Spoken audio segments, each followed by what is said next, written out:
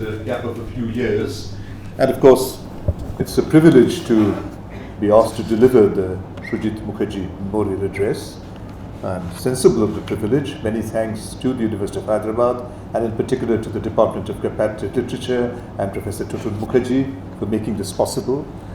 But apart from being a privilege, it is also, is rather a sentimental and nostalgic occasion for me, because when I first visited Hyderabad about 32 years ago, as near as I can remember now, I spent the first evening of my first visit at the house of Sujit and Meenakshi Mukherjee. Meenakshi, of course, was at that time teaching in the Department of English here at what was then the very new University of Hyderabad.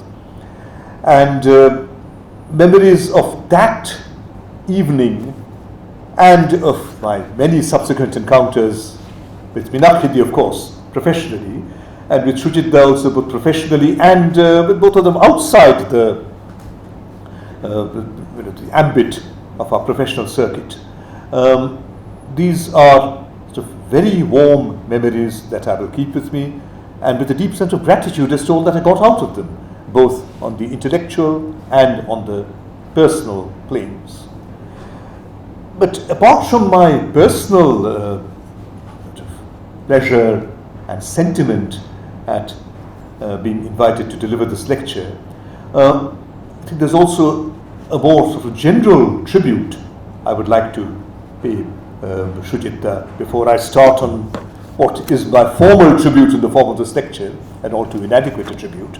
But before that, there is one thing which I would like to add to Professor Nair's remarks, where he noted one of the most remarkable things about Sujit Mukherjee, which was, of course, the extraordinary range of his work and his interests, and not only the way he broke down the barriers between disciplines, but the way he practically refused to take note of them. But there is another kind of barrier also that, again, I won't say broke it down, but rather that he never acknowledged its existence. And he was maybe among the last of a generation for whom those barriers did not exist. See, Sujit Mukherjee was a deep and wide-ranging scholar, critic, and man of culture in every sense of the term. But for most of his life, he was not a professional academic. And this, I think, is very important. The fact that he represented this culture, which is still alive in our country, which in the Anglophone world probably disappeared with the Victorian age. When a serious interest in literature, culture, and in the substance of our social existence generally was not, as it were, sharply focused in academic activity, resulting all too often in a situation which, in Professor Nair's words, can substitute jargon for scholarship. But there was a more humane approach to this entire body of cultural practice, really, of which scholarship and the pursuit of knowledge was one aspect of many. Sujit Mukherjee remains, through his work, I think, a monument and an inspiration for that kind of wider cultural sensibility and cultural consciousness in our society. And I think, although my own tribute is necessarily, given my own limitations, but academic in its idiom, I make it with full consciousness of the wider, more humane ideal of scholarship that he represented. I would say the title was up there. It's no longer up there, but it was. And to cite it again, it is My Tagore, Your Tagore, Translation and Textual Identity. In the first part of my lecture focuses on Tagore, and then I move on from that to wider theoretical problems concerning translation. In 1901, Rabindranath Tagore published a poem in the journal Bongo Darshan entitled Kobi Chorit, The Poet's Life. Let me quote a stanza from it in a very makeshift translation. The I, whose form moves secretly in dreams, who can't explain or understand myself, the I that's vanquished by my very own song, that I is the poet. Who can capture me? The one who's trapped in a room in human shape, who falls to the ground at every moment's blow, racked by the fever of praise and dispraise. You will not find the poet in that life story. In the very next number of the same journal, Bongo Darshan, Tagore published a short essay with a title meaning the same thing, Kobi Jiboni, again, the poet's life. This essay was an extended review of the memoir of Alfred Tennyson, published by his son. Here, in this essay, Tagore makes the same point, that the poet's personal life does not, except in rare instances, illuminate the far greater imaginative life conveyed through his poetry. I quote a short passage of the essay in translation. The foundation of poetic being does not lie in our everyday conversation, letters, encounters, or training. That foundation lies in the infusion of some great emotion, some sudden miraculous apparition beyond the poet's control.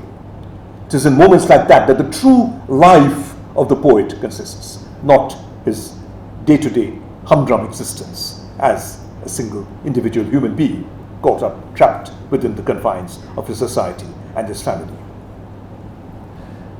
Maybe in talking about this sudden miraculous apparition beyond the poet's control, Rabindranath was recalling the moment when, in his youth, looking out across the Kolkata Maidan from the balcony of his brother's house, he was overcome by an overwhelming inspirational insight, as though a veil had been removed from before his eyes, he said, that led to the poem Nirjhare Shapnabhango, The Spring Wakes from Its Dream, a poem written in 1880 when he was only 19 years old, and is generally taken as marking a kind of watershed in his poetic career. I mean, the first major advance in his that lifelong course of the distinctively Tagorean vein of poetry. Maybe it is with this poem that Rabindranath really became Rabindranath for the first time. And he has left an account behind in his memoirs, his Jibon Striti, of this inspirational moment, just looking out across the trees on the Kolkata Maidan, when this happened. Needless to say, no external event took place at the time, either in the poet's life or, as far as I can ensure, in the world on that particular day, at that hour. This poetic identity, as opposed to the poet's personal identity, is inspirational and intellectual. It lies beyond the confines of his everyday life, even when that life is the ostensible subject of his work. Wordsworth's Prelude is not a factually authentic account of his life, which is very obviously indicated by the fact that there are two versions which differ substantially from each other. So obviously both of them cannot be equally correct. Or to go back further in time to one of the few poets in world literature who can be named alongside Tagore, Dante, in his early work La Vita Nuova, The New Life, describes his first sight of Beatrice, his life's guiding force and inspiration, in these terms. See, I'm citing from Dante Gabriel Rossetti's translation. This is what Dante, the medieval poet Dante Alighieri, is saying about his first glimpse of Beatrice. The spirit of life began to tremble so violently that the least pulses of my body shook therewith, and in trembling it said these words. And there's a Latin passage which translated means, "Here is a deity stronger than I, who, coming, shall rule over me." At this moment, the animate spirit was filled with wonder and said these words, and again there's a bit of Latin, "Your beatitude hath now been made manifest unto you." Now, apparently this inspirational moment, the sudden miraculous apparition, to apply Tagore's words to Dante's alleged experience. This experience took place when Dante was not yet 9 and Beatrice was just over 8 years old. Could a 9-year-old boy have reacted in these terms? Even if he grew up to be a genius? One wonders. It seems reasonable to think that when he came to write La Vita Nuova, Dante was transferring to his early boyhood reactions and sentiments that he actually felt somewhat later as a young man when he again encountered Beatrice as a young woman.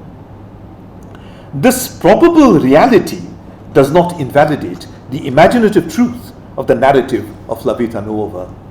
Similarly, each version of Wordsworth's prelude is unassailable in its own terms, a distinct imaginative construct differing from the other, though the youthful Wordsworth could at most have lived through one of these versions and very probably neither. That one life can inseminate two and arguably more distinct poetic narratives. If we accept this premise, two conclusions follow, different and almost opposite in scope. The first is a standard assumption of reception theory, that the reader accesses not the author but the work. Except through extraneous sources, whose relevance must always be in doubt, all that we know of the author's design is comprised in the words he has written. It is not a question of what he might have meant, but what the structure of the words he has constructed mean on their own. His brainchild has grown up and will now lead its own life apart from its progenitor. So the author should wisely say to his work what Prospero said to Ariel in The Tempest: "To the elements be free and fare you well." The author thereby enters into an unequal contract. See, I'm reminded a little it's a degree of levity of something I was told by a friend of mine who's a teacher in a primary school. And she says, little boy once said to her, "I can beat you, but you can't beat me." See? Now, similarly, one may say, the author cannot force an interpretation on the reader, but the reader can extract any interpretation he chooses from the work, any interpretation that he thinks the text will bear. The Tempest can be oriented around Caliban and or Ariel rather than Prospero. The Merchant of Venice can be read as pro or anti-Semitic, and with somewhat more stretching, The Taming of the Shrew can be read as incipiently pro-feminist. This situation has specially interesting consequences in the case of translation. In some well-worn cliches, a translation is placed against its original in terms of sexual relations, especially sexual fealty as imposed on the female partner. In the most understated and gender-neutral of these expressions, a translation is expected to be faithful to its original. Yet it would be hard to think of a translation that does not cheat on the relationship in one way or other, overtly or by incipient lusting after other verbal liaisons. The most patent departures from the original are obviously where whole sections are added or omitted. Tagore's English renderings of his own Bengali originals offer an all-time case study. Quite how complex the relations of the two can become is recorded in unique detail in the master list of Tagore's English works compiled by my young colleague Debopriya Boshu and incorporated in Bichitra, the Tagore online variorum website that Professor Mukherjee mentioned, that was launched in 2013 by Jadavpur University. There is a simple but particularly telling example in Tagore's best-known English poem, which begins, "Where the mind is without fear and the head is held high." This English translation is so well known that Shankha Ghosh and I had originally decided not to include it in the poetry volume of the Oxford Tagore translations, though generally we did not leave out a poem simply because Tagore had translated it earlier. But we did include a new translation of this poem after all, because Tagore's rendering was crucially different from the original, which too we wanted to present to readers. We all know the rousing close of the English version, "Into that heaven of freedom, my father, let my country awake." And even Bengali readers probably know that English better than they might remember the close of the Bengali version, which is as cynical as it is inspiring. Literally translated, it means, with merciless blows from your own hand, O Father, rouse India to enter that heaven. They say that Indians are such a bloody-minded lot, they will not even go to heaven unless they're beaten and driven there. So it's a wretched nation that needs to be beaten and driven even to enter heaven. So clearly the close of the Bengali version carries a totally different set of nuances from the close of the English version. Two substantively different texts, differing not only in language but in content, with divergent views of Tagore's aspiration for his homeland. So if we are to define the poet's identity in terms of his text, as I've argued, here are two different texts presenting two different Tagores. One is the spokesman of the nation, addressing all its members across languages, and no less importantly, its rulers and members of the larger Western and global community, and do get to the only language you could achieve this in, which is English. And here he presents the nation's future in a positive and idealistic light. The other is the Bengali poet addressing his own community, the part of the nation he knows best, and trying to inspire it in the face of its exasperating deficiencies. These two Tagores look out at each other across and along the entire length of the language divide. Tagore tailors his English constructs to what seems to have been his primary target audience, the Western readers, before whom he wished to establish his image as a world poet. The West also provided the crucial market for the royalties he desperately needed to fund the development of Vishwabharati. This is a factor we often forget when we wonder why he poured out that huge flood of translations and even allowed, with only a minimum of protest, the publication of translations in his name when they were actually not by him. Two of his best known translations, in fact, the King of the Dark Chamber and the Post Office, published to this day as being translated by Rabindranath Tagore, when they in fact are not.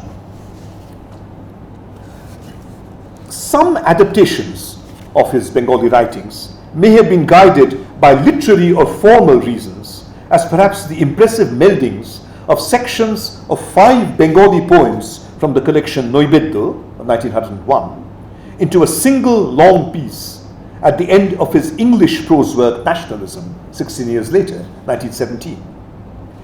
But many other departures seem motivated by external factors, such as how much of the less pleasing aspects of Indian history and culture he wished to share with readers abroad, or how much of that history and culture he thought the Western reader should grasp or appreciate. The readers did not always care for such assiduity.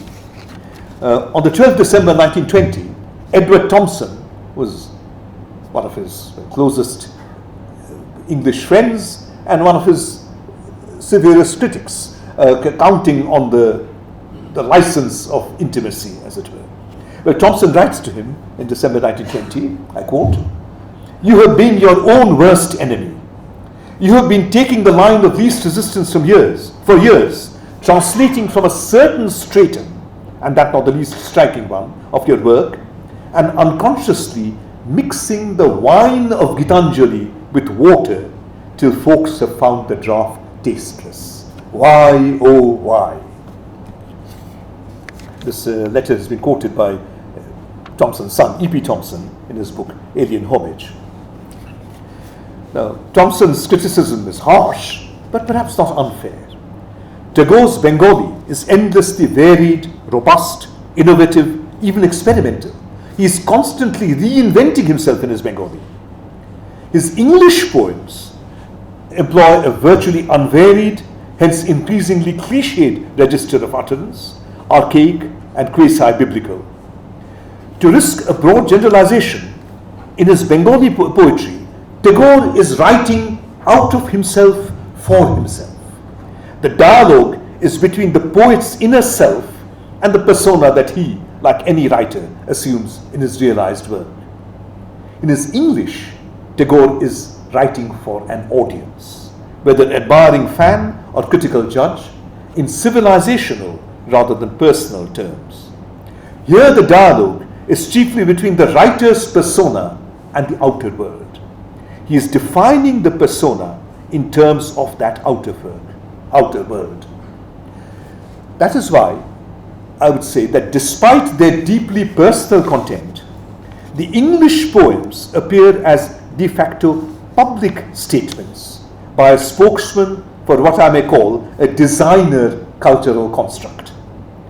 The Bengali reader's Tagore, derived from the version he reads, would be vastly different from the Western reader's Tagore, derived from the English, with the Indian reader outside Bengal left somewhere uneasily in between.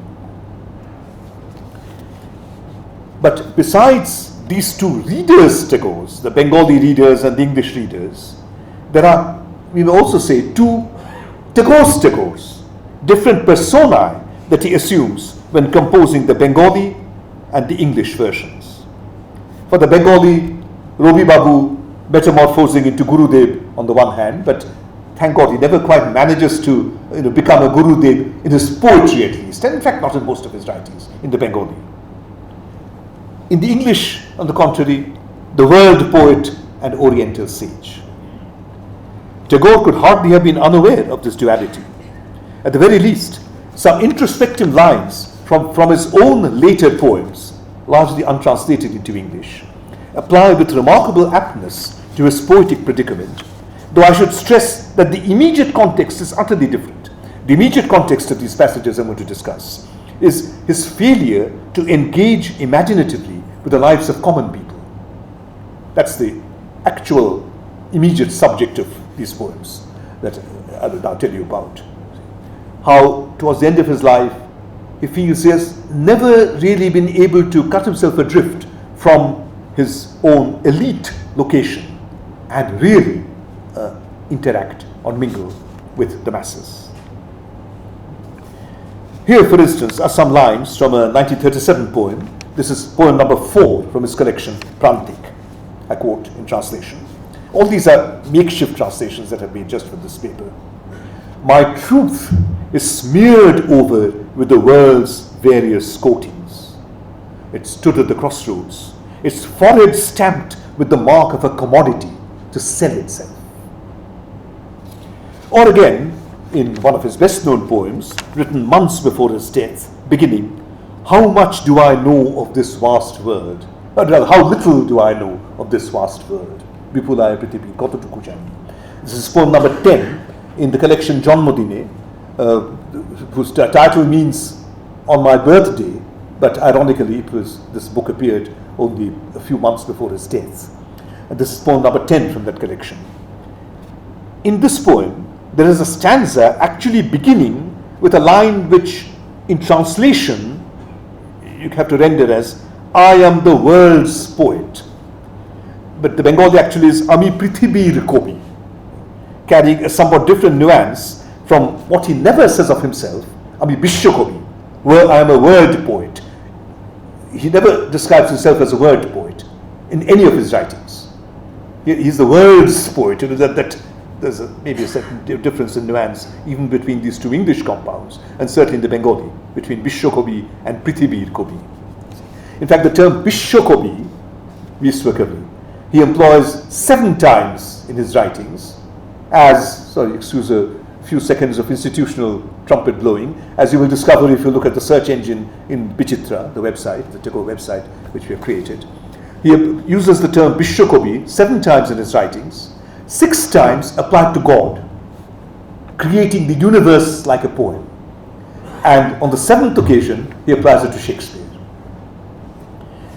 But anyway, on that, to return to that poem, How Little Do I Know of This Vast World, where he calls himself the world's poet, Prithibir Kobi, he goes on to say, at the banquet of literary pleasure, I seek continually for what I cannot serve myself. May it be true. Let it not please the eye with its posturings alone. To filch literary shame without paying its true price is not good. Not good, this false, fashionable wage labor. But what I've translated as true price, in Bengali it is Shotto Mullo, which can mean true price or correct price, but it can also mean truth as the price. The true price of literary fame, the price you have to pay to achieve literary fame, is to present the truth. These two passages from Tagore, and there are many others like it, recall strongly what, however speculatively, we may regard as the most personal of all Shakespeare's lines on his art and career, from his 110th sonnet. Alas, 'tis true, I have gone here and there, and made myself a motley to the view, gored mine own thoughts, sold cheap what is most dear, made old offences of affections new. That was Shakespeare, of course. To return to Tagore, the gap between Tagore's Bengali and English corpora harbors many crucial aspects of the poet's mental history, issues not explicitly treated in the poems. And neither of these two self-confessional poems that I've just cited were ended in English by Tagore. So this, however, is the terrain we must explore to enter the poet's imaginative life, to reach where the poet is, from what cavern the stream of his poetry flows, to borrow Tagore's own phrase from the essay Kobi Jiboni, which I cited earlier. Let me pass on from particular poems to Tagore's total corpus. Of course, the Tagore corpus is vast, the Bengali many times vaster than the English, substantial though that is.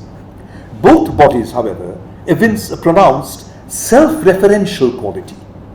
However different in theme and form, the entire body of Tagore's work is stamped to an unusual extent by a common expressive persona. Poem links to essay, to play, to short story. The same phrase migrates from one work or context to another. The same idea finds variant but concurrent expression across genres, dates, and occasions. But the full intratextual universe of the Bengali corpus is obviously very different from that of the English. Still more so if placed against literary tradition and practice in the respective languages. Now this difference, this gap between Tagore's English and Bengali corpora may draw us to a depressing conclusion that, contrary to what we would like to think, translation is not simply or not only a means of cultural exchange and union, but also a locus of cultural difference and potential miscommunication. Against all critical judgment, one feels impelled to use again the language of relationships, of faithfulness and love, and the gaps that remain even in the most constant, the most intense of such relationships. Gaps that must remain unbridgeable, gaps between one mind and another, one being and another, one language and another. Bridges across those gaps that fill us in thankful wonder when we make it to the other side. For the bridges are never quite bridges. The span never quite touches the land on the other side. And we have to jump across a last stomach-churning gap. I think that's as true of human relationships as of relations between languages and texts in different languages. Now, this might seem a rather depressing note to strike, and also somewhat premature, but the precise verbal entity of a text is subsumed in a larger, open-ended verbal universe. When negotiating a translation, even as reader, let alone as translator, we do not simply measure, we discover. And this is the obvious point to recall Sujit Mukherjee's superbly stimulating and versatile study of translation, entitled Translation as Discovery. The title says it all, but Mukherjee then proceeds to explain that all that it says. And let me cite a few sentences, one long sentence actually, from the chapter in the book which is itself entitled Translation as Discovery. I quote, "A literary text habitually uses words, the total effect of which is greater than the sum of what the words may individually add up to. Discovery of this totality is the real joy that literature is to offer, and translation is one of those modes of discovery." So, I'm reminded of his lines from Blake, love and I had the wit to win, we drew a circle that took him in. A translation might expose the differences between languages, but you can then take a total view which covers those differences and embraces the full expanded being of the work across those different languages. There are 2 points to note in this passage from Sujit Mukherjee. In the paragraph preceding this excerpt, which I have not quoted to you, it's too long, Mukherjee says that translation calls for close reading of the original, the closest of any kind of engagement with the text. The translator obviously has to look at every word of the text if he is to translate it. So again, there's a call for exactitude, the almost mathematical precision implied by the words he uses, adding up to a totality. But here is the second point. The mathematics subsumes the imprecision of infinity, as mathematics always does. And mathematics deals with infinity, but what is the measure of infinity? It is immeasurable by definition. It is greater than the sum, because there will always be another sum greater than the sum, leading us on to infinity. How great is greater? Must its quantum always remain the same? Can we ever exhaust the implications of the infinite, of the endless road? Can we ever lose hope of finding a new nugget gleaming by the wayside? Let me return to the sentence I cited earlier from Tagore's essay, Kobi Jibuni. The foundation of poetic being lies in the infusion of some great emotion, like a sudden miraculous apparition beyond the poet's control. The textual entity is not delimiting, but liberating. A text opens up endlessly to new possibilities, which can be explored in extenso in critical discourse or incorporated in a range of diverging translations. In this very chapter of his book, Sujit Mukherjee compares the first stanzas from 6 published translations of Jibanananda Das's